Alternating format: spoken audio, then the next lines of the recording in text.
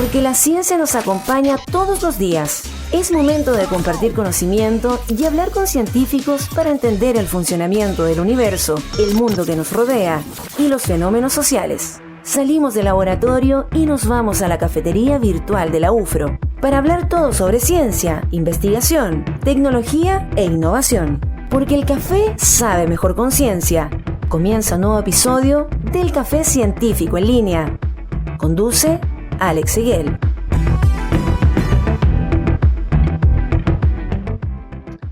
Hola, ¿cómo están? Bienvenidos y bienvenidas al Café Científico en Línea de la Universidad de la Frontera, episodio 8 ya de este ciclo 2020.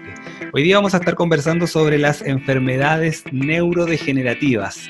¿Qué son? ¿Qué las produce? ¿Son progresivas? ¿Están relacionadas en un 100% con el envejecimiento? Es lo que vamos a estar conversando y vamos a estar aclarando también con el doctor Claudio Hest, quien es doctor en Ciencias Biomédicas y además es académico e investigador de la Facultad de Medicina de la Universidad de Chile y director del Instituto de Neurociencias Biomédicas de la misma universidad. Y en Impacto UFRO vamos a estar conversando sobre los cambios en los hábitos alimentarios, los patrones de actividad física y el estado nutricional de la población como consecuencia del confinamiento y de la pandemia por COVID-19. Nos va a acompañar la magíster Daniela Reyes y el doctor Pedro Delgado, ambos académicos e investigadores del Departamento de Educación Física, Deportes y Recreación de nuestra universidad. ¿Y qué son los límites planetarios? Es lo que vamos a estar aprendiendo en la cápsula científica que nos trae el equipo de Explain esta semana. Ya pueden comenzar a acompañarnos a través de las plataformas digitales de UFROmedios, a través de la señal abierta de UFROvisión, señal 38.1, para llevarles todos los contenidos de ciencia, investigación, tecnología e innovación desde la Universidad de la Frontera. Episodio 8 ya del Café Científico de la UFRO. Bienvenidos. Porque la ciencia está a disposición de la ciudadanía, llegó la hora de conversar con científicos que con sus investigaciones aportan a la sociedad y al planeta. Esto es Efecto Ciencia, el podcast del Café Científico UFRO.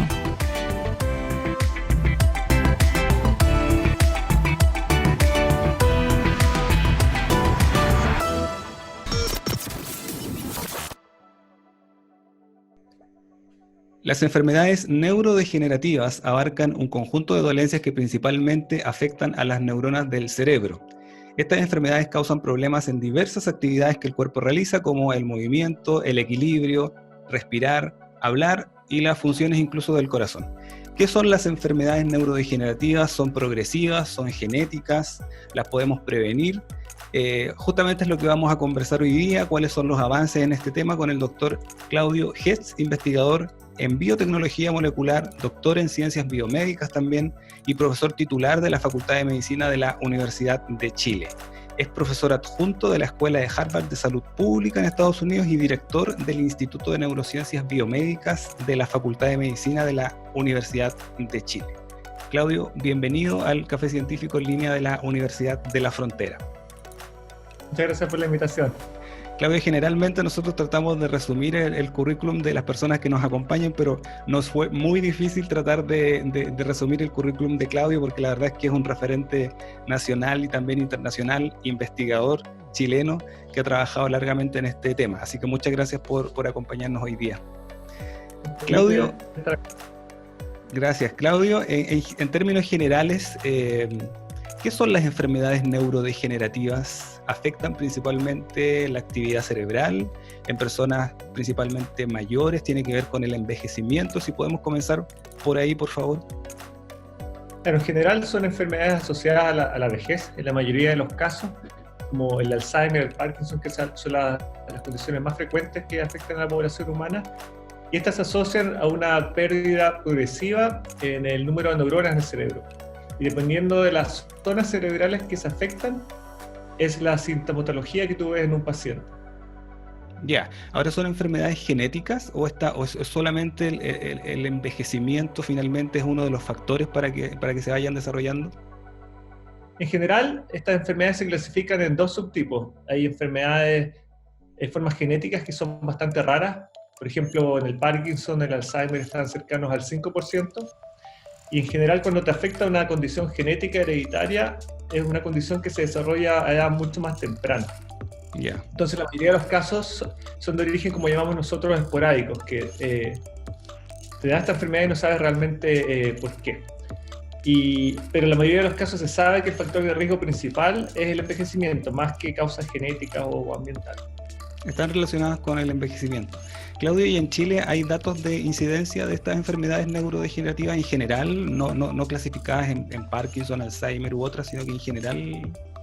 No he visto números generales, las incidencias son bien parecidas a las del resto del mundo, y la incidencia obviamente va aumentando con la edad, y el problema acá en Chile es que la población está envejeciendo, estamos llegando a expectativas de vida de 85 años, y a esa edad más o menos 1 de cada 3 va a sufrir Alzheimer u otras demencias.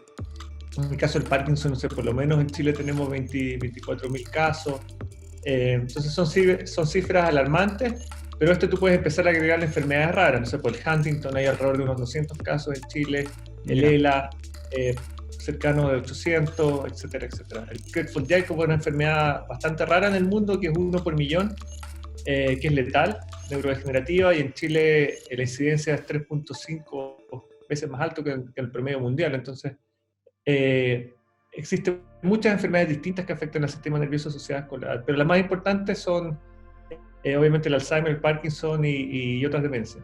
Ya.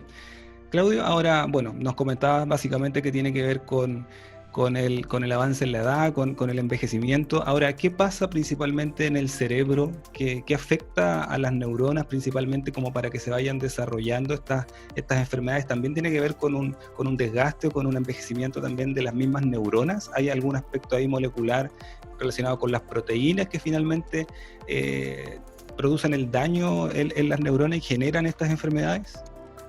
Claro, estas enfermedades han sido a nivel molecular también reclasificadas, porque a pesar de que se manifiestan en forma clínica diferente, no sé, pues un paciente con Parkinson tiene síntomas muy distintos a los de un paciente con Alzheimer, si tú analizas histológicamente un cerebro o a nivel molecular, te puedes dar cuenta de que existen problemas comunes independientes del origen de la etiología de la enfermedad. Y esto tiene que ver con que se acumulan distintos tipos de proteínas alteradas, que son altamente tóxicas.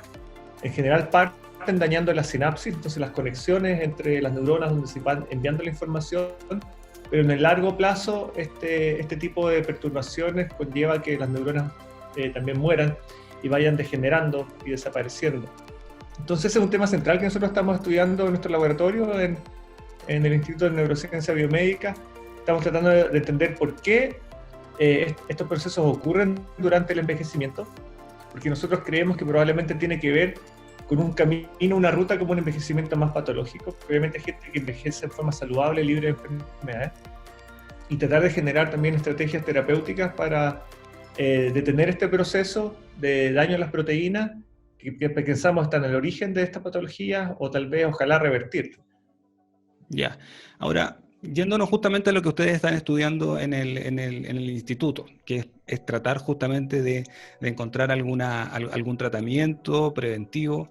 Dentro de las cosas que ustedes están trabajando también justamente para tratar estas enfermedades es la reprogramación celular. ¿Es así? En el fondo, para poder transformar células madre y que finalmente estas simular algunas neuronas y finalmente con estas neuronas ustedes poder estudiar el fenómeno.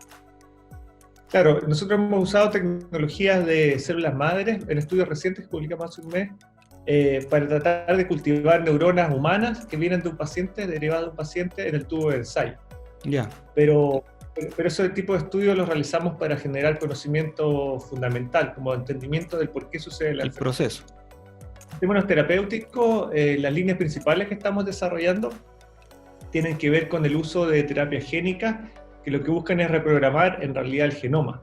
De alguna forma, reeducar las neuronas para que aprendan, entre comillas, a reparar este tipo de problemas en las proteínas. Porque normalmente una célula joven en nuestro cuerpo tiene la capacidad de detectar ese tipo de daños cuando aparecen estas proteínas tóxicas y eliminarlas o repararlas, estas dos rutas, reparar o eliminar. Pero cuando envejecemos, esa capacidad de autolimpieza va desapareciendo. Y de alguna forma lo que hemos visto a nivel ya más molecular adentro de las células es que empieza a fallar en la capacidad de las neuronas de darse cuenta de que tienen un problema. Entonces lo que estamos tratando de hacer con nuestras terapias es de alguna forma reforzar esa maquinaria intrínseca que tiene el cerebro de autorreparación cuando es joven y ahora reactivarla durante la vejez. Y eso finalmente lo que genera es un mecanismo, una forma natural del cerebro de autolimpiarse. Y esa terapia génica, Claudio, ¿en qué consiste básicamente? ¿Cómo es el proceso final para que ocurra? Tenemos varias terapias génicas en desarrollo, distintos estados de desarrollo, también están patentadas, hay interacción con muchas empresas, etc. Entonces para explicártelo, tengo que explicarte como dos aspectos. Uno, en qué se basa la terapia génica, y dos, cuál es el gen terapéutico que estamos utilizando nosotros. Entonces la terapia génica, como la más moderna, utiliza virus que uno modifica genéticamente para ocuparlas como un vehículo de entrega. Hemos visto ahora con todas las noticias sobre el COVID-19 que los virus te inyectan su material genético en tus células y esa información se utiliza para generar nuevos virus. Y normalmente ese mini genoma del virus va encubierto en una cápsula de proteínas. Entonces es como una especie de jeringa que inyecta el ADN en la célula. Entonces lo que hacemos nosotros es tomar un virus presente en la naturaleza, lo modificamos y lo transformamos en una especie solo de jeringa, donde va a inyectar un gen terapéutico y desaparecer. Pero este gen después queda incorporado a la célula blanca, en este caso en la neurona, va a cumplir su efecto a lo largo de los años. Entonces nosotros lo que estamos tratando de hacer es introducir en estos virus de terapia génica una proteína que tiene un papel fundamental en prender, en activar todas estas capacidades de autolimpieza, lo que se llaman factores de transcripción. Entonces, finalmente agregamos un gen, pero ese gen tiene la capacidad de actuar sobre 100 más. Entonces, finalmente, al entregar solo un gen, lo que hacemos es promover procesos que son mucho más globales, donde hay redes moleculares finalmente que van a atacar el problema del equilibrio proteico y tratar de limpiar estas neuronas de estos agentes tóxicos. Y hemos estado desarrollando distintas estrategias para llegar al mismo resultado. En el fondo utilizan el virus, como decías, como una estrategia, como un vehículo, pero para simular la relación del virus con el huésped, pero no transferir el material genético del virus al huésped. No, reemplazamos el material genético del virus por el gen terapéutico. Ya, ok. Tú podrías hacer un análogo a un fármaco. El fármaco es una cápsula que puede ser de algún polímero, plástico, lo que sea, y dentro hay una molécula química que es el remedio, ¿no es cierto? Sí. Entonces, en este caso, la cápsula es el virus en sí, las proteínas del virus con sus membranas, y adentro viene el fármaco, entre comillas, que sería el gen. Entonces, nosotros lo que hacemos, le sacamos el genoma, le insertamos del virus, le insertamos el gen terapéutico. Y una estrategia que hace 5 años era casi ciencia ficción, pero la FDA ha estado probando terapias génicas ya desde hace 3 años y han salido resultados espectaculares, donde, por ejemplo, se han curado enfermedades genéticas letales en niños que deberían estar muertos, están vivos, ceguera congénita, heredable, también se ha curado a pacientes que eran ciegos, volvieron a ver. Entonces, finalmente, esto ha ido avanzando tremendamente, también terapias para el cáncer, y que uno ocupa la terapia génica para enseñarle a tu sistema inmune a atacar tu cáncer y no tener que tomar una quimioterapia. Y esto está revolucionando en este momento la medicina. Porque a diferencia de un fármaco, el problema de los fármacos es que uno, en general, tienen efectos secundarios súper grandes porque no solo atacan el blanco que tú quieres, sino que muchas veces le pegan a otros procesos en la célula secundarios. Sí, tiene otros efectos. Perfecto. Estamos conversando con el doctor Claudio Hetz, ingeniero en biotecnología molecular, doctor en ciencias biomédicas, profesor titular y director del Instituto de Neurociencia Biomédica de la Facultad de Medicina de la Universidad de Chile sobre enfermedades neurodegenerativas y posibles tratamientos. Claudio, específicamente estábamos conversando sobre las terapias génicas, de qué manera pudiese ser esta una alternativa para poder tratar estas enfermedades. Ahora, también nos estabas comentando que es una terapia que se está usando en otros lugares del mundo para otras enfermedades. ¿Cómo finalmente podemos acceder a una terapia como esta? ¿Es una cosa que ya está simplemente en estudio o es un tratamiento que ya pudiese estar disponible, a lo mejor no en nuestro país, pero en el mundo? Claro, este tipo de terapia, bueno, la biotecnología en general, toma muchas etapas regulatorias para llegar finalmente a aplicarse, por ejemplo, a un paciente en una clínica o en un hospital. Nosotros estamos en etapas que se llaman preclínicas, estudios en animales, que generaron propiedad intelectual. Entonces logramos proteger esta idea y en este momento estamos en el proceso de licenciamiento para que ahora lo tomen compañías grandes, farmacéuticas, y desarrollen ensayos clínicos, porque acá en Chile no existe la capacidad de hacer ensayos clínicos ni de financiar este tipo de estudios. Pero si es que todo va bien, uno pensaría que aquí a 5 años uno podría tener una respuesta si esto funcionaría o no en la clínica. Lo que te mencionaba anteriormente son otras terapias génicas para otras enfermedades que recorrieron este camino con éxito y llegaron a un punto en que tuvieron resultados positivos. Y esas terapias en sí ya están comercializadas. ¿Es muy invasivo realizar eso en pacientes? En general, no realmente. En el caso de las entregas cerebrales, es necesario hacer una cirugía, pero es menos invasiva que una biopsia cerebral. Se tiene que introducir una aguja que es más delgada que un pelo, básicamente. Pero en este momento la ingeniería genética ha avanzado tremendamente. Se están diseñando nuevos vectores, modificando los virus ya en forma artificial en el laboratorio, de manera que los puedas inyectar, por ejemplo, como una vacuna en la sangre. Estos virus solos se van a mover por tu cuerpo y llegan al cerebro y entregan el gen a la neurona blanca. Es súper interesante lo que está pasando en el mundo. Entonces, probablemente de aquí a 5 o 10 años vamos a tener la capacidad de realizar terapias génicas en forma no invasiva. Sería muy bueno. Claudio, bueno, habíamos conversado en general sobre estos procesos, estas terapias para enfermedades neurodegenerativas, pero ustedes estuvieron investigando hace muy poco también sobre el Huntington, una enfermedad rara, como mencionabas al principio. ¿En qué consiste básicamente esta enfermedad? ¿Tiene características similares al Parkinson y al Alzheimer? Claro, a diferencia de las enfermedades que te mencioné anteriormente, el Huntington es una patología 100% genética, hereditaria, donde existe una mutación que altera una proteína específica que se llama la proteína huntingtina, y esta daña ciertas áreas del cerebro. El problema del Huntington es que es mucho más complejo en términos de las funciones cerebrales que afectan, porque no solo altera tus capacidades cognitivas, también tu personalidad, y además lleva de la mano alteraciones motoras. Entonces, como una mezcla de todas las enfermedades, tanto psiquiátricas, Parkinson, Alzheimer, todo en una. Es una enfermedad que avanza lentamente, los pacientes pueden estar enfermos 20 años, no tiene cura. Y dado que es genético, es bastante complejo, porque a un paciente se le presentan los síntomas cerca de los 50 años, ya pasada la etapa reproductiva, y eso significa que tus hijos van a tener una probabilidad 1 de cada 2 de sufrir la patología. Entonces, es un problema bastante complejo también, porque estas mutaciones también se generan como espontáneamente. Tú podrías no sufrir Huntington, y tu hijo lo va a desarrollar en la etapa reproductiva, de manera que tus nietos ya lo heredaron. Entonces, es súper complejo el manejo. Claudio, la semana pasada estuvimos conversando con Álvaro Yatzer de la Fundación Ciencia y Vida sobre la relación del cáncer y el sistema inmune, y nos conversaba de varios procesos celulares que tenían que ver con esta relación. Cómo afectaban principalmente algunas células que eran las que atacaban a las células cancerosas. En el caso de las enfermedades degenerativas o enfermedades genéticas, ¿tiene ahí un efecto del sistema inmune o netamente es temas genéticos que se predeterminan con el tiempo? No, en general, en el caso de las enfermedades cerebrales, el factor inmune es súper importante, pero también en el cerebro, como hemos visto en este momento en las noticias sobre el COVID, también existen procesos inflamatorios, donde se producen moléculas proinflamatorias como las citoquinas, entre otras.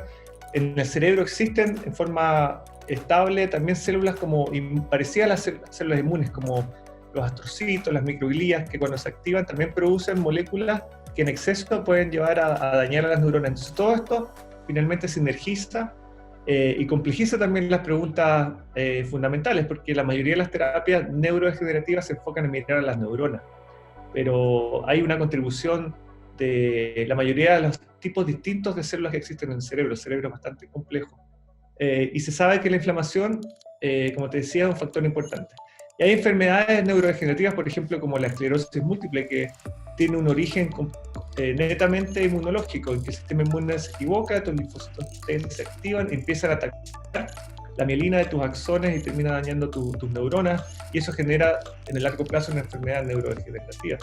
Existen muchos ejemplos en esta línea. En otro plano, Claudio, todo lo que hemos conversado tiene que ver con el nivel celular, procesos más bien moleculares desde la biología, pero también hay un concepto o una disciplina que se ha ido instalando en nuestro país y en el mundo, que es la gerociencia. ¿Cómo ha ido aportando la gerociencia justamente para ir tratando o incorporando investigación resultados para estas enfermedades? La gerociencia yo creo que es un concepto súper interesante y relevante, sobre todo para nuestro país, porque de alguna forma es una nueva disciplina que lo que busca es utilizar la información sobre la biología del envejecimiento, el por qué, cuándo y cómo envejecemos, que eso está regulado por una maquinaria molecular que está conservada en la evolución, múltiples especies ocupan los mismos mecanismos, y cómo esto impacta la aparición de enfermedades crónicas asociadas a la vejez. Y la gracia de la gerociencia es que no solo se enfoca en biología o ya en medicina, sino que también considera aspectos que son súper fundamentales para el ser humano, como la sociología, la psicología, la economía, porque finalmente se ha demostrado por múltiples estudios, obviamente correlativos, epidemiológicos, que el proceso de envejecimiento es multifactorial. No solo depende de tus capacidades biológicas intrínsecas, pero también dependen de tu nivel de educación, de tu alimentación, del ejercicio, de tu actividad social. Entonces, lo que hemos estado aprendiendo de la gerociencia, que es súper interesante, es que la biología de la célula va mucho más allá de la célula en sí, sino finalmente, y tiene sentido, ¿no es cierto?, cuando hablamos del ser humano, somos entes mucho más complejos, entes espirituales, etcétera, sociales, y todo esto se marca también en un contexto que va a impactar la biología del cómo envejece una célula, ya a nivel casi molecular. Entonces, la gerociencia nos ha enseñado eso. Entonces, finalmente, si queremos mejorar la calidad de vida de las personas, aumentar la expectativa de salud, no solo tenemos que desarrollar terapias que atacan la biología de las células, sino que considerar aspectos que van a llevar a cambios a nivel de políticas públicas, de hábitos de vida, etc. Es la única forma de hacerlo. La biología en sí no va a ser suficiente, ese es el mensaje. Claudio, en la pregunta anterior o hace un momento estabas comentando que justamente las enfermedades degenerativas tenían que ver principalmente con el envejecimiento. La medicina actual en general siempre trata las enfermedades desde la patología. Enfrentamos la enfermedad justamente cuando tenemos síntomas o cuando ya estamos enfermos.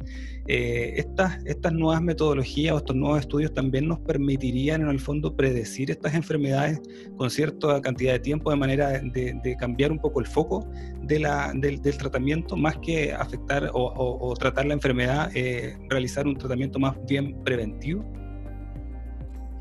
Finalmente la gerociencia eso es lo que busca, extender la expectativa de salud. Entonces ese es como el cambio de paradigma en la medicina, que probablemente va a suceder en el corto plazo. Porque como tú bien mencionabas, en este momento la medicina ataca a los enfermos. En general, si tú estás afectado por enfermedades cerebrales, que es lo que a nosotros nos interesa, el daño es muy alto cuando ya aparecen los síntomas. Y en realidad la enfermedad comenzó a dañar tu cerebro 10 años atrás. Entonces lo que busca la gerociencia es entender qué factores son los que llevan a aumentar tu riesgo y eso es modificar, que pueden tener una naturaleza, como te decía, biológica, pero también socioeconómica, cultural, etc. Pero también lo importante es que el campo está tratando de desarrollar estrategias para, a través de, por ejemplo, fármacos o modificaciones, intervenciones moleculares, aumentar tu expectativa de salud. Porque se sabe que el envejecimiento hoy en día está súper demostrado, no es un proceso biológico controlado. Y las redes moleculares que regulan el proceso de envejecimiento natural, no patológico, son conocidas porque están bien estudiadas en múltiples especies. Entonces lo que se está haciendo ahora en el campo es generar drogas que de alguna forma ataquen estos procesos para prolongar tu expectativa, entre comillas, de salud. Entonces si eso sucede, mejoras la calidad del envejecimiento, probablemente como consecuencia directa va a disminuir la probabilidad de desarrollar enfermedades cerebrales, etc. Y en eso se está trabajando y entraron a fases clínicas fármacos que matan lo que se llama los senolíticos, fármacos que matan las células senescentes, que son células viejas que se acumulan en el cuerpo, se detienen, dejan de ser como su pega diaria, pero producen componentes inflamatorios que dañan al resto del tejido. Entonces todo eso se está estudiando y la esperanza es que en el futuro vamos a poder mejorar nuestro estado de salud, nuestro bienestar y va a ser casi un efecto secundario que no te vas a enfermar. ¿Entiendes? Es como un cambio de paradigma bien interesante. Claudio, y ya, bueno, para ir cerrando esta conversación, todo lo que están haciendo finalmente en el instituto, en el laboratorio, hay mucha gente que tiene unas altas expectativas para saber si finalmente vamos a encontrar un tratamiento, una cura para estas enfermedades degenerativas, Parkinson, Alzheimer. ¿En qué etapa vamos para finalmente tener un tratamiento y dar algún mensaje justamente a población que padece esta enfermedad y que en la actualidad tratamiento concreto probablemente no tenemos. Entonces, yo creo que aquí es importante entender que el esfuerzo es mundial. Nosotros somos parte de una red gigante, un granito de arena a todo este proceso que se está desarrollando en el planeta completo. Los financiamientos, los apoyos vienen no solo de Chile, de no sé, fundaciones fuera en Estados Unidos, en Europa. Las redes de colaboraciones no son solo nacionales, entonces finalmente la gracia es como presentarlo de otra forma. La gracia es que Chile, la investigación chilena, está siendo parte de un proceso mundial de búsqueda de soluciones para estos problemas que atacan a la población global. Puede que un descubrimiento muy fundamental que se desarrolló acá en Chile, no sé, a través de un proyecto Fondesit, después lo va a tomar un laboratorio más aplicado en Estados Unidos, después lo va a seguir desarrollando una empresa farmacéutica, no sé, pues en China, y finalmente eso va a traer como consecuencia una solución a un problema médico acá en nuestro país. Entonces, sí realmente funciona. Entonces, yo creo que es importante el tema de las expectativas, entender de que acá es un esfuerzo, más que una competencia, es un esfuerzo colaborativo mundial. Y probablemente cuando se generen estas soluciones, esto va a impactar positivamente a los pacientes que van a aparecer en el futuro. Es difícil pensar, y a mí me da mucha pena decirlo, pero que para los pacientes que están afectados actualmente es difícil pensar que va a haber una solución para ellos. Porque en general la mayoría de los tratamientos que están en desarrollo, en ensayos clínicos, preclínicos, sí o sí van a atacar al enfermo cuando está recién presentando síntomas para detener ese proceso y evitar que te dañe el cerebro mucho más. Pero cuando tú ya perdiste tu memoria o la mayoría de tus neuronas dopaminérgicas desaparecieron en el Parkinson y ya no puedes controlar tus movimientos, la L-Dopa ya no hace efecto, es difícil pensar que una terapia pueda revertir eso. Son procesos y terapias para etapas más bien tempranas de la enfermedad y, como dice, seguramente... El diagnóstico temprano, también hay un desarrollo tremendo en el mundo por generar mejores diagnósticos, tratar de predecir quién se va a enfermar o no. Entonces todo va de la mano, un mejor diagnóstico, mejorar la calidad del envejecimiento y además generar terapias para detener el proceso cuando ya se inició. Un envejecimiento saludable probablemente también depende de nosotros, y ese es el llamado para tener justamente una mejor calidad de vida en estos tiempos. Y lo que mencionabas también del avance de la ciencia, o de la ciencia más bien interdisciplinaria, también es importante para poder tener soluciones tan importantes como posiblemente el tratamiento o la cura de estas enfermedades. Muchas gracias, Claudio, por acompañarnos hoy día en el Café Científico en Línea de la Universidad de la Frontera. Muchas gracias por la invitación, muy feliz de participar. Gracias, que estés bien. Chao, chao. Porque la ciencia tiene un efecto sobre nuestras vidas y nuestro entorno. Esto fue Efecto Ciencia, el podcast del Café Científico UFRO. Más adelante en Impacto UFRO vamos a estar conversando sobre los cambios en los hábitos alimentarios, los patrones de actividad física y el cambio en los estados nutricionales también de la población, cómo se han afectado como consecuencia del encierro, del confinamiento a causa de la pandemia por COVID-19. Es lo que vamos a estar hablando, y vamos a estar conversando con Daniela Reyes y con Pedro Delgado, ambos académicos e investigadores de nuestra universidad. Y luego de la pausa vamos a estar aprendiendo sobre los límites planetarios. ¿Qué son los límites planetarios? ¿Cuáles son esos límites? Y efectivamente pudiésemos estar relacionando a través de este concepto fronteras para la posible extinción humana. Es lo que vamos a estar aprendiendo luego de la pausa con la cápsula Explain de esta semana. Ya volvemos. Aprovecha de prepararte un café, que ya regresamos con el Café Científico UFRO.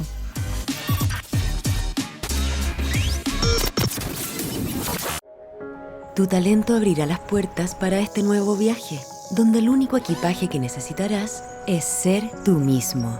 Lo que aprenderás en el camino harán único tu trayecto. Avanza paso a paso y deja que esta tierra, que es tuya, sea tu mejor escenario. Este camino será parte de tu vida y en él permanecerá la huella que quieres dejar. La UFRO comienza en ti. Universidad de la Frontera, admisión 2020. Estamos de regreso para seguir hablando de ciencia, investigación, tecnología e innovación. A continuación, la cápsula Explain de la semana en el Café Científico de la Universidad de la Frontera.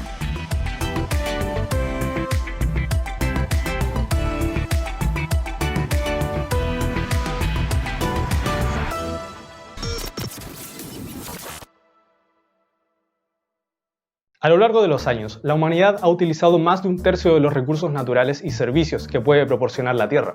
¡Wow! Eso es demasiado. El gran problema de esto es que la cantidad de recursos disponibles son menores a lo que demandan nuestras necesidades, además de que no siempre les hemos dado un buen uso. Mi nombre es Gonzalo Terucán y en la cápsula Explain del día de hoy les contaremos sobre los límites planetarios. ¿Nos acompañan? Establecidos en el año 2009, los límites planetarios son un modelo que busca definir una estrategia de trabajo seguro. Esto para el desarrollo de la civilización y la sobrevivencia humana.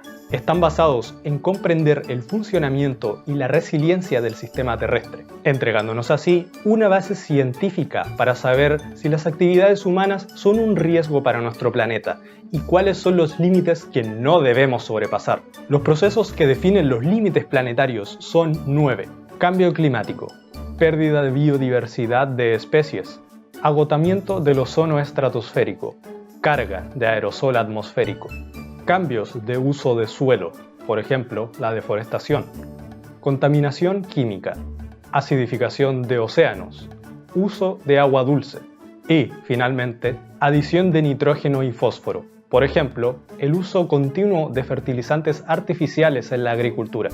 En general, los límites planetarios son medidos por científicos para saber si estamos a una distancia segura de los llamados valores críticos, de procesos que pudiesen generar un cambio ambiental irreversible.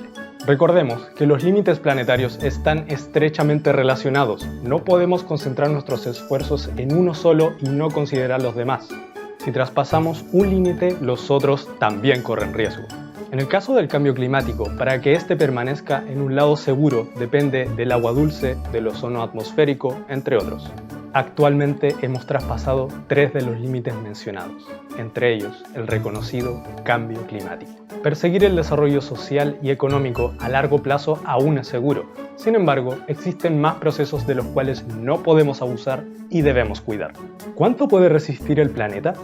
¿Qué podemos hacer para permanecer en límites seguros? Conversemos y cuéntanos tu opinión con el hashtag #CápsulaExplain.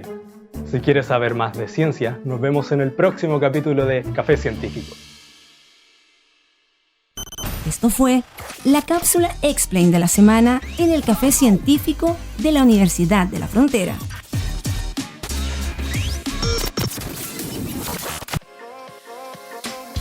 Súper interesante el contenido que nos trajo el equipo de Explain en la cápsula científica de esta semana. Recuerden que más contenido el equipo está compartiendo en sus redes sociales, en Instagram, en Facebook, en YouTube.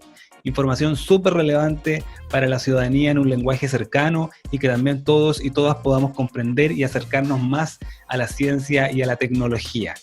Los límites planetarios, la verdad es que súper interesante lo que nos trajeron esta semana. Los contenidos también del Café Científico los pueden encontrar en ufromedios.cl y también en las redes sociales del Café Científico que están en pantalla. Y ahora ya vamos a entrar a la sección de Impacto UFRO para conversar con Daniela y con Pedro, quienes ya están conectados a través de Zoom.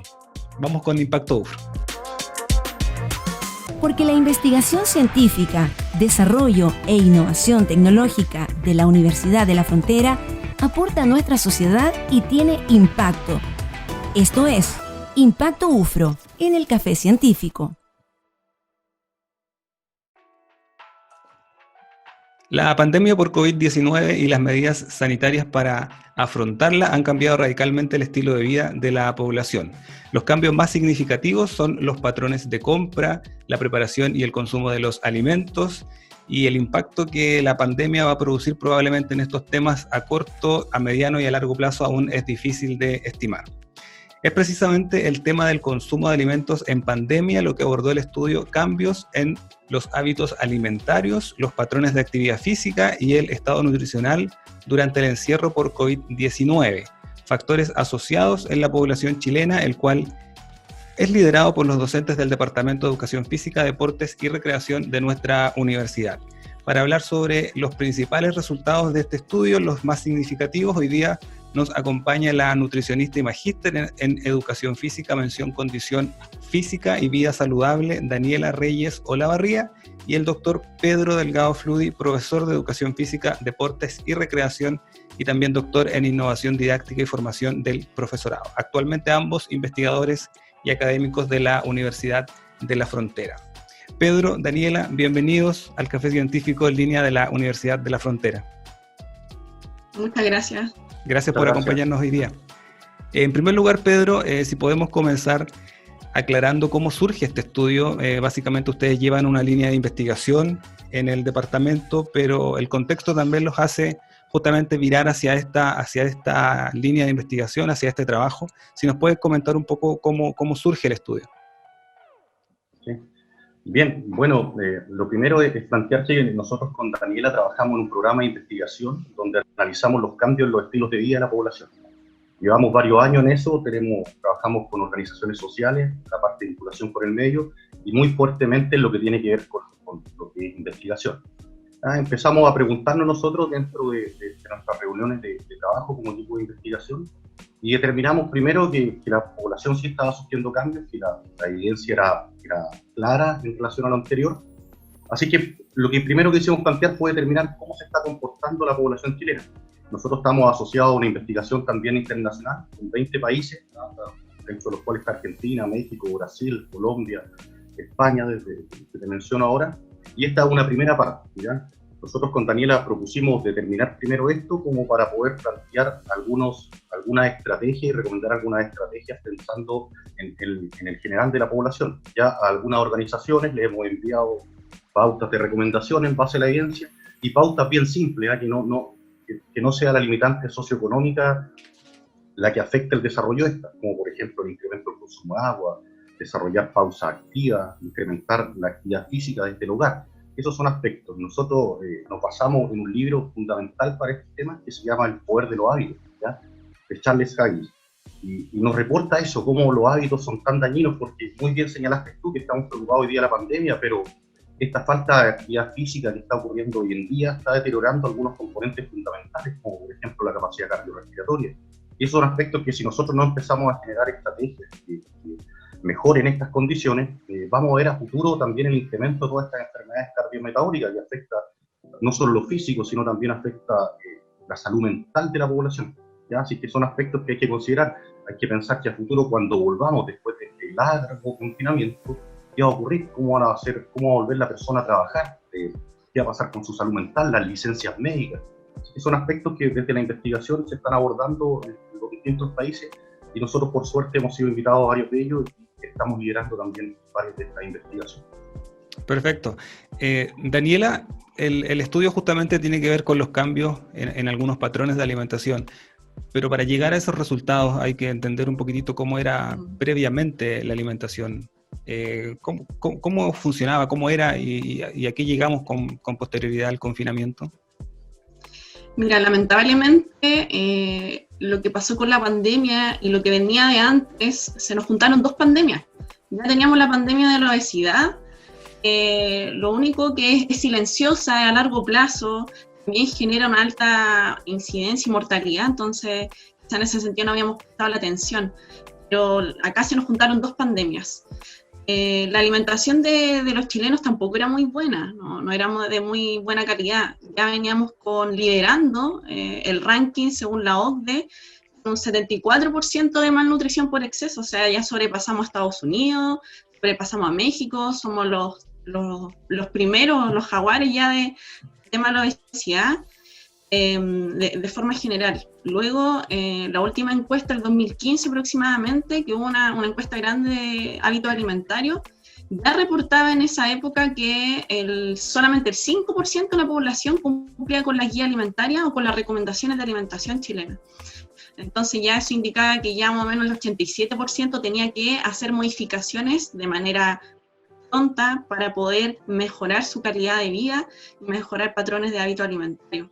Así que lamentablemente se nos unió el tema del COVID con ya arrastrando una muy mala alimentación y estado nutricional general de la población. Esto también se explica por un cambio también de los patrones alimentarios y por la incorporación de la dieta del occidente, que se llama, en la cual trata del consumo de alimentos densamente energéticos, o sea, que en poco volumen me va a aportar mucha cantidad de energía, mucha cantidad de calorías, aportada por azúcares refinados, por grasa saturada, alto consumo de sodio, y que a la vez reportan lo que vemos ahora en la realidad, pues, enfermedades como diabetes mellitus tipo 2, hipertensión arterial, y todo lo que conlleva el tema de la malnutrición por exceso. Así que de manera general, nosotros esperamos, y los cambios que nosotros reportamos de comportamiento no van a ser mayores cambios, sino más bien un empeoramiento de la situación nutricional del país con el tema de la pandemia. Ahora, con respecto a esos mismos patrones de alimentación, ¿a qué se refieren cuando los mencionan que han cambiado finalmente a la dieta diaria de las familias? Exacto. Es que esto no viene de ahora, esto es un cambio generacional, cambio epidemiológico. Si nos remontamos ya para el 1900, o sea, en ese tiempo la calidad de salud, calidad de vida, la principal problema de esa época eran enfermedades infecciosas. O sea, teníamos mortalidad infantil, la esperanza de vida era hasta los 38 años, ahora el perfil epidemiológico cambió completamente, o sea, los adultos viven hasta los 80 años, las mujeres viven más que los hombres, entonces vivimos sobre los 80, ya pisando y bordeando los 90 años, pero el tema es que cómo llegamos a esa edad, la calidad de vida ya sobre los 60 años no es muy buena. Entonces, bien acá se ha relacionado el rol de la mujer en la integración de la vida laboral, porque antes ellas eran las que cocinaban, o sea, se les cargaba más el rol de la cocina, de la crianza, entonces había comida más casera, había un tipo de preparación más hogareña, pero ahora lo que he visto es que el padre y la madre, o los que son parte de la crianza, han tenido que los dos salir a trabajar, entonces no hay tiempo para cocinar, todo muy rápido ahora. ¿Sí? Claro. No hay tiempo para cocinar, no hay tiempo para sentarnos a comer, a tener una alimentación consciente, tampoco había tiempo para tomar agua, entonces vamos sumando patrones, vamos sumando el tema de ir a los restaurantes, se venía el tema del delivery, de pedir, llegaban cualquiera en bicicleta, en moto, te van a dejar tu comida, entonces al final fue todo un cambio epidemiológico, a la vez hizo que entráramos como en esta sinergia, en este círculo virtuoso, que nos llevó a desarrollar este ambiente obesogénico que nosotros presentamos en la realidad. Pedro, ahora en base a lo que nos comenta Daniela, finalmente o específicamente, ¿cómo la pandemia cambia esta forma de alimentarnos? Porque Daniela también mencionaba el poco tiempo de cocinar, el poco tiempo de estar en casa, el confinamiento nos llevó a casa, pero deben existir otros factores también entonces que no nos permiten llevar ese estilo de vida de alimentación más bien saludable. Claro. Lo que pasa es que podríamos utilizar un término más genérico, por ejemplo, el estilo de vida como tal, como movimiento, conducta sedentaria, etc. Acá una segunda parte del estudio, que es lo que viene que estamos analizando, tiene que ver con aspectos de ansiedad, ¿ya? La gente, producto del encierro, ha incrementado sus niveles de ansiedad, así lo están reportando ya las primeras investigaciones con este tema, y pasar mucho tiempo en casa sin el desarrollo de actividades que tradicionalmente estábamos acostumbrados, te va invitando a alimentarte más, van cambiando algunos estilos, van comiendo rápido, van comiendo a deshora. Nosotros cuando tenemos la jornada laboral tradicional tenemos que cumplir cierto horario, entonces esa libertad horaria hoy día es complejo, más aún si entendemos que el desarrollo de los hábitos de vida son etapas tempranas. Hoy en día estamos viendo las consecuencias de no haber formado personas con un estilo de vida saludable. Fíjate que el problema de la obesidad en población adulta es lo mismo que repercute hoy día en el nivel educativo, en niveles escolares y preescolares incluso. O sea, como sociedad lo que estamos haciendo es replicando un modelo a través del sistema educacional y formando la misma figura de los adultos en los escolares. Y esos son temas importantes, el desarrollo de los hábitos. E insisto que hoy día nos reportan resultados pésimos de este tipo de investigaciones. Sin embargo, ¿qué es lo que vamos a hacer? Tenemos que seguir insistiendo que nuestro sistema educativo es el principal tesoro que tenemos, que hay que formar los hábitos ahí, que hay que incentivarlos. Daniela trabaja en un equipo, nosotros multidisciplinar, donde tenemos psicólogos y otro tipo de especialistas, psiquiatra también, hay una psiquiatra que trabaja con nosotros. Entonces tenemos que entender que el sistema educativo hay que atacar este problema, pero de forma multidisciplinar. Estamos dejando muy solo a nuestros profesores, siempre los cuidamos, hablamos de ellos, una carrera que merece todo nuestro respeto, sin embargo lo estamos dejando solo en un problema social. Y nosotros estamos replicando a través del modelo educativo un problema grande, y hoy día eso es la evidencia. Fíjate que los que hacen actividad física o hacían actividad física previo a la pandemia se mantienen haciendo actividad física en mayor porcentaje, y los que no hacían realmente declaran que ahora no hacen tampoco. O sea, si tuviéramos el desarrollo de estos hábitos y esa conciencia social de la importancia del estilo de vida saludable, créeme que serían otros los temas. Ahora, lo que viene a futuro, eso hay que seguir investigando. Pedro, al principio tú también mencionabas el tema de la situación socioeconómica. Si lo relacionamos con la alimentación, también es un factor como para que las familias hayan derivado hacia la alimentación poco saludable en este tiempo de confinamiento. Hay que considerar que muchas familias también han cambiado su situación socioeconómica, la disminución de ingresos también es un hecho concreto, y eso también puede ser relevante a la hora de elegir qué como y qué no como en el día a día. Sí, eso es muy importante. La verdad que todas las investigaciones asocian estos resultados también a aspectos socioeconómicos. Pero de igual forma nosotros con Daniela, después ella puede explicar un poco más, trabajamos en un tema que tiene que ver con educación nutricional, ¿ya? Me gustaría que Daniela pueda ahondar un poco más en esto, porque ya hemos hecho talleres, hemos ganado proyectos de vinculación con el medio y lo hemos desarrollado, y quizás Daniela pueda ahondar un poco más en esto, porque han sido estrategias que nos han dado muy buenos resultados y han sido muy lindas experiencias. Daniela.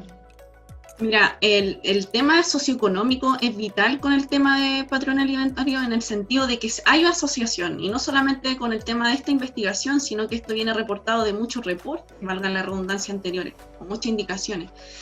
Lamentablemente el hecho de la pandemia, de la pérdida de trabajo, del cambio socioeconómico, una parte hace que se limite también el acceso a los alimentos, porque esto también produjo un alza de los precios. Produjo, eso no lo podemos negar. Entonces eso también hace que las familias tengan que hacer una mejor selección de los alimentos y tratar de optimizar los recursos con lo que tienen. Sin embargo, hay cosas que, como dijo Pedro, son principalmente dentro de la cultura de la alimentación o de la mejora de los hábitos alimentarios. Creo que en Chile falta mucho y estamos todavía muy lejos de crear realmente una generación que esté educada nutricionalmente, que tenga hábitos de actividad física, que ni siquiera le estamos diciendo que vaya a hacer deporte o que vaya a correr alrededor de la plaza o 400 metros. No, solamente el tema de moverse o disminuir comportamientos sedentarios. Ayer estaba viendo un reporte del Elige Vivir Sano, esto era ya de enero, febrero, y decía que en ese tiempo el presupuesto de la familia, lo que más compraban eran carne de vacuno, seguido del pan y después las bebidas. Y en últimos lugares estaba el pescado y las legumbres. Entonces tú miras la gráfica y te das cuenta que aquí hay un concepto de una mala elección de la alimentación también. O sea, la carne de vacuno es cara o más que el pescado. ¿Por qué la gente de acá no consume pescado? Independiente de su presentación, ya sea atún, jurel, enlatado, fresco, que ya sabemos los factores cardioprotectores que produce el pescado. Esto es como dar un ejemplo concreto. O daba el ejemplo también de que mensualmente se distribuyen 15.000 pesos para las bebidas gaseosas. Entonces la pregunta es, ¿qué otras cosas, qué otro tipo de legumbres, frutas, verduras podemos destinar con esos 15.000 pesos en vez de andar comprando bebidas gaseosas? Entonces, una parte es el tema socioeconómico, que no lo podemos negar, pero dentro de lo posible también hay otro grupo poblacional que tiene el acceso, tiene la capacidad, pero tampoco compra o adquiere alimentos de buena calidad. Entonces esas cosas nosotros tenemos que aprender a diferenciarlas. También junto con esto, si bien en Chile hay políticas con el tema de la mejora de la alimentación, uno de ellos el INSIGN, el tema de la ley de etiquetado nutricional, que costó mucho tiempo que saliera, y de hecho es un ejemplo a nivel mundial, se lo están copiando para llevarlo en otros países, pero eso no es suficiente. O sea, nosotros tenemos que hacer un trabajo de edades tempranas. Cuando empezó el tema de la obesidad nos dimos cuenta que la población de riesgo eran los adultos mayores. Dijeron, no, o sea, hay que hacer cosas antes en población joven. Y empezaron a hacer talleres, programas para población entre 30 y 50 años. Y ahora nos estamos dando cuenta, de forma muy tardía, que el foco está en edades tempranas. O sea, nosotros tenemos que intervenir en la escuela, tenemos que estar en los colegios, e incluso, diría más, tenemos que intervenir a las mujeres en edad fértil y a las mujeres que están embarazadas, porque ya se sabe, ya está reportado de que las mujeres que tienen malos hábitos alimentarios se lo heredan a sus hijos, ¿sí? Entonces nosotros tenemos que ya empezar a retroceder. Esto es como, lo que es primero, el huevo o la gallina. Hemos ido retrocediendo de a poco, pero nos tenemos que dar cuenta de que la adquisición de hábitos alimentarios tiene que ser de manera nuclear, ¿sí? Yo no puedo tratar, por ejemplo, a un niño que tiene obesidad solo si en su casa el ambiente es obesogénico, si no hay conciencia del daño del perjuicio que me puede causar en la salud tener un niño menor de edad o ya 5 o 6 años que se están viendo ahora hipertenso. Entonces nosotros tenemos que tomar conciencia de que esto no es solamente que la obesidad se relaciona con que estoy comiendo más y gastando menos. Eso es muy simplista. ¿Sí? Eso ya quedó en el pasado. Nosotros tenemos que ver el entorno completo y junto a esto con las determinantes sociales también. Daniela, y con respecto a eso mismo, ustedes en el estudio también determinaron que el consumo de comida chatarra, frita, había incrementado. Tú misma al principio mencionabas un 74% de población con sobrepeso. ¿Cómo es la expectativa en este sentido post-pandemia o post-confinamiento? ¿Cuáles son las proyecciones? Mira, las proyecciones no son muy optimistas. Nosotros esperamos de que esto empeore. Ya se ha reportado desde los diferentes servicios de salud que la gente no se está controlando, no está retirando medicamentos. El otro día había una noticia que había disminuido mucho la consulta por infarto o problemas cardíacos. Entonces, al final, si no cuidamos nuestro hábito alimentario en este momento, si no hacemos algo de forma aguda, nosotros lo que proyectamos para el 2021 es que ya después lleguen mucha consulta o aumente la mortalidad por enfermedades cardiovasculares, o sea que ya veníamos arrastrando desde antes. El tema del consumo de hábitos o de comida chatarra, o de comida chatarra se le dice a esta que es densamente energética, alta en azúcar, en sodio, en grasa saturada, también se asocia a frituras. El reporte que tenemos en el estudio es que la gente lo consume de 1 a 3 veces por semana. Esto es muchísimo. O sea, 1 a 3 veces a la semana es como casi día por medio estoy haciendo alguna comida. Si bien en las noticias reportaban de que había disminuido la compra de comida rápida, pero claro, es porque la gente lo está haciendo en la casa. Eso no me indica nada. Lo que decían en esa noticia, que lo que se proyectaba era que en 2021 la gente podría mejorar su estado nutricional, pero lo que nosotros proyectamos que no va a ser así. Esto va a empeorar y que lamentablemente va a aumentar mucho la consulta por mayor enfermedad o carga al sistema de salud por enfermedades crónicas no transmisibles. Preocupante el panorama entonces, Daniela. Pedro, otro de los aspectos que relevó este estudio es el tema del alcohol, consumo del alcohol también en el periodo de confinamiento. ¿Qué pasó ahí? ¿Cuáles fueron los resultados? ¿Qué factores están incidiendo justamente para este aumento de consumo? Bueno, volvemos también a estos aspectos de salud mental que mencionábamos anteriormente. La ansiedad, por ejemplo, los que reportan aumentar el consumo de alcohol es de ansiedad principalmente, estar encerrado en las casas, ver todas estas problemáticas que están ocurriendo, a la gente la tiene mal. Nosotros tenemos que ser bien conscientes con esto. Los datos son muy malos, pero hay que entender esta problemática y ver de qué manera nosotros poder generar estrategias para revertir esto. Fíjate, leía estudios en Australia, otros países que reportan la misma situación, incremento del consumo de alcohol. España se suma a los mismos resultados, México ahora que está reportando resultados similares. Es extraño, pero lo preocupante es esto, que en el caso de acá de la población chilena el consumo de alcohol se asocia muy fuertemente con que la gente no realice actividad física. O sea, estamos como en los pinguitos estos cuando van el 2x1, estamos sumando ahí un 2x1 de aspectos negativos. O sea, por hacer uno no cumplimos el otro, entonces estamos revirtiendo, o sea, estamos potenciando un factor negativo completamente por ambos lados. Por lo tanto, ese aspecto hay que considerarlo, ¿ya? Ahora ya, están los resultados, no son muy alentadores, la verdad que el panorama es más bien negativo. ¿Cómo enfrentamos esta situación probablemente como país? ¿Cuáles serían las estrategias que pudiésemos abordar para poder ir avanzando justamente en que estos números no se incrementen de manera tan alta? Mencionabas, Pedro, la actividad física, el deporte. Claro. Mira, a grandes rasgos, nosotros hace 3 semanas atrás desde el Ministerio hicieron una charla donde participaron más de 8.000 profesores de todo Chile, 8.000, un número espectacular, un congreso. Desde por eso saludaron a algunos investigadores, eran 3 específicamente, o 4 si no recuerdo. De esos 4 éramos 2 investigadores de acá de la universidad, donde nos agradecían que estábamos entregando información importante para el desarrollo de políticas en este sector. ¿Ya? Lo que antes estas políticas participaba solo la gente de Santiago, hoy día tenemos la suerte de estar nosotros participando. Esos videos, esas charlas, esos congresos son todos los jueves que realiza el Ministerio, así que estamos participando fuertemente en eso con Ley. Y de ahí viene el punto. Hoy día desde los gobiernos se está considerando que esto es una medida que tiene que ser tomada. Si tenemos una visión de país, esto hay que trabajarlo desde el contexto escolar, ¿ya? El incentivo de los hábitos de vida saludable, porque mientras antes es más, existe mayor posibilidad de que esos hábitos queden arraigados. La evidencia, por ejemplo, muestra que un niño que tiene una condición física óptima en edades tempranas es un adulto sano, independiente que cuando sea adulto ya no haga actividad física. O sea, es un factor protector enorme que permitiría reducir gastos en salud significativos. Hay estudios en otros países que han demostrado eso.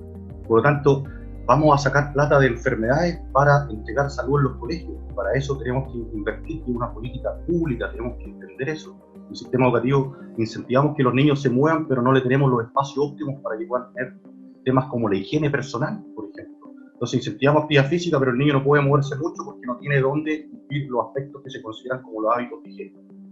Entonces, con los resultados de esto, nosotros con Daniela pensábamos hacer algunas intervenciones ahora, específicamente con mujeres, que son las que más deteriorado este tema, hacer llamados y estamos planificando eso, ¿ya? Nosotros siempre hacemos primero estudios de índole descriptiva, conocemos qué es lo que está ocurriendo y después planteamos una intervención. Vamos entregando resultados y tenemos un programa que trabaja todo el año, los 11 meses del año, trabaja en intervención con este tipo de población con riesgo cardiometabólico específicamente.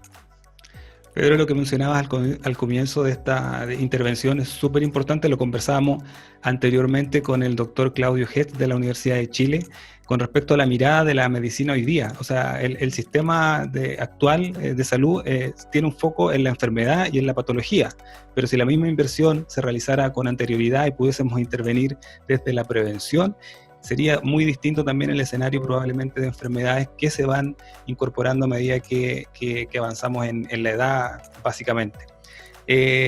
Daniela, con respecto a la actividad física, que pudiésemos enfrentarla en los meses que vienen, ¿cuál es una dosis de actividad física para considerarnos físicamente activos y que podamos ir revirtiendo un poco este escenario actual? Mira, con el tema de la actividad física, las indicaciones que dan ahora vienen también desde la Organización Mundial de la Salud y que hemos trabajado también junto con el profesor Nicolás Aguilar, parte del departamento, que él reporta para menores de edad. La recomendación es que cumplamos al menos 150 minutos de actividad moderada y vigorosa en la semana.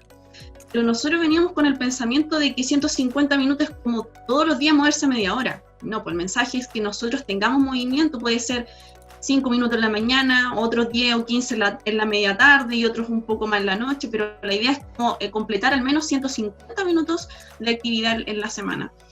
Pero yo creo que acá el otro tema que no podemos dejar aparte y que con esto tenemos que reeducar a la población también, es que una cosa es ser activo físicamente y otra cosa es ser sedentario. Muchas veces se mezclan estos conceptos y son diferentes. El tema del sedentarismo es lo que estamos haciendo ahora, o sea, estamos sentados, expuestos a un comportamiento, o que podemos estar recostados, reclinados, pero la idea es que nosotros tengamos como estas cosas activas, más o menos entre 45 a 1 hora aproximadamente, porque eso ya se asocia al aumento del peso corporal. ¿Continuas o en el día? ¿Cómo continuas o en el día? ¿45 minutos o 60 minutos de actividad física continuas o se pueden repartir durante el día? No, lo que yo te decía era que si nos toca trabajar o hacer teletrabajo, teleeducación, cada 45 minutos hagamos una pausa activa. Perfecto. Que no pasemos de largo, digamos, entonces que podamos oxigenarnos, caminar, hacer estiramiento, algún tipo de esa indicación como general. Pero por lo demás, tratar de movernos de una actividad moderada, vigorosa. Moderada me refiero a que nos provoque un aumento leve de la frecuencia cardíaca, del gasto respiratorio también, o que me dificulte conversar o cantar una canción. Eso es como para que tengamos como el nivel de intensidad, claro, el parámetro. Pero con esto voy a aprovechar acá para entregar el mensaje, porque lo que se está reportando y las próximas investigaciones que se van a ver en la literatura es que las personas los que quieren hacer actividad física, también está absorbiendo mucho el tema de las redes sociales. Entonces nos estamos dando cuenta de que las personas se están guiando por patrones, por estos por falsos influencers que recomiendan diferentes tipos de actividad física, o me voy al área que me compete, que es el tema de desafíos nutricionales. Entonces la gente se está viendo con una carga de peso o con un nivel de actividad física y quiere seguir a estos influencers creando algún tipo de perjuicio para la salud, porque eso solamente lo hacen por un tema publicitario. Con otro objetivo, claro. Exacto, entonces el llamado a la población es que tenga conciencia crítica, que lea bien, que se guíe por un profesional de ambas áreas, porque aquí está en juego su salud. Entonces, o sea, una sentadilla se ve como una sentadilla normal, pero de verdad esto hay que hacerlo con técnica, hay que hacerlo con alguien que lo recomiende, o simplemente crear estos movimientos de manera segura. Una muy buena recomendación, Daniela. Pedro, Daniela, ya tenemos que ir cerrando, pero no quiero dejar de preguntarles lo siguiente. Ya estamos en septiembre, hoy día miércoles 2 de septiembre, en 2 semanas más tenemos fiestas patrias que van a ser sin duda diferentes, pero eso no quita que probablemente vayamos a compartir con la familia, y la alimentación, el exceso en consumo de alimentación no saludable, alcohol, también puede ser un factor que nos va a traer ciertos problemas ya a corto plazo. ¿Algún mensaje con respecto a eso? Sí, mensaje como cambiar un patrón cultural es muy complejo. Sí. Si los hábitos son complejos, ya los patrones culturales, podríamos hablar de un tema ya que exacerba la situación. El tema sí es desarrollar esto, darse el tiempo, no cambiar un hábito y transformarse en una persona físicamente activa mañana, hay que empezar hoy día. Si bien no siempre se asocia con disminución del peso, sí se asocia con mejora en la calidad de vida, en la salud de las personas. El desarrollo de actividad física, por ejemplo, de forma sistemática, disminuye los niveles de presión arterial, mejora la sensibilidad a la insulina, nuestro músculo, la fibra muscular vuelve a funcionar, que es la encargada principal de la oxidación de glucosa. Cuando no funciona bien, por ejemplo, se producen todas estas enfermedades de insulinoresistencia, diabetes. Por lo tanto, que la persona, la que quiera empezar a hacer actividad física, que empiece hoy, que no sea la fábula del mañana, hoy no, mañana sí. Que sea el lunes parto. El lunes parto. Esa la escucho siempre en mis contextos cercanos, laborales, etc. El lunes empiezo. Entonces eso es difícil, hay que empezar hoy día. Vencer la pereza, el primer paso del ser humano, vencer la pereza. Eso de mi parte. Daniela. Lo que iba a agregar era que me acuerdo de las charlas que damos el año pasado con el grupo de intervención que teníamos, y para el 18 de septiembre, una celebración de 3-4 días con ramada y asistencia a estos tipos de fiestas, del chileno era de 7-8 kilos. Wow. O sea, imagínate cómo estamos esperando estas fechas, si ya veníamos arrastrando esto que ya no viene muy bien. Pero esto es un arma de doble filo, o sea, si tenemos ya no va a haber acceso a ramada a esta fiesta, lo que podemos hacer es entregarle la indicación a la población que organice su compra, no realice 2 comidas hipercalóricas en el mismo día, por ejemplo, empanada en el almuerzo y en la noche asado. ¿Por qué mejor no la distribuimos en 3 días? Porque también no va a ser mucho. El calendario dice que es viernes, sábado, domingo, entonces tampoco nos tocó un miércoles que nos vaya a tomar toda la semana, menos mal, porque tampoco hay bolsillo que aguante con tanta compra de alimentos, pero con esto es un muy buen mensaje, Daniela, una recomendación bien práctica. Es como organizar esto, porque así como a grandes rasgos una empanada de horno aporta unas 500 calorías, ya si sumamos alcohol, un terremoto, 500, 600 calorías, un plato de parrillada o de asado ya tenemos entre 300 y 500 calorías, entonces así vamos viendo cómo distribuimos la alimentación para esos días, y sobre todo para los niños, control con el consumo de bebidas gaseosas y helados. Ahí tenemos el principal aporte de calorías vacías. Se indica como que te aporta solamente calorías que no se gastan, sin nutrientes. O sea, no se justifica por nada en ningún momento el consumo de bebidas gaseosas, azucaradas. Daniela, Pedro, muchas gracias por habernos acompañado hoy día en el Café Científico de la Universidad de la Frontera. Temas súper importantes. Felicitaciones por el estudio también, muy, muy interesante para poder compartir no solamente con la comunidad científica, sino que lo que queríamos era compartir con la comunidad universitaria y la comunidad regional que está siguiendo este programa. Muchas gracias por acompañarnos hoy día. Muchas gracias a ustedes. Bueno, muchas gracias. Muchas gracias por la invitación. Nosotros nos vemos la próxima semana en el episodio 9 del Café Científico en Línea de la Universidad de la Frontera. Que estén muy bien, buenas noches. Terminamos el recuento científico de la semana. En el próximo episodio abriremos nuevamente la cafetería virtual de la UFRO para hablar sobre ciencia, investigación, tecnología e innovación en el Café Científico de la Universidad de la Frontera. Nos vemos.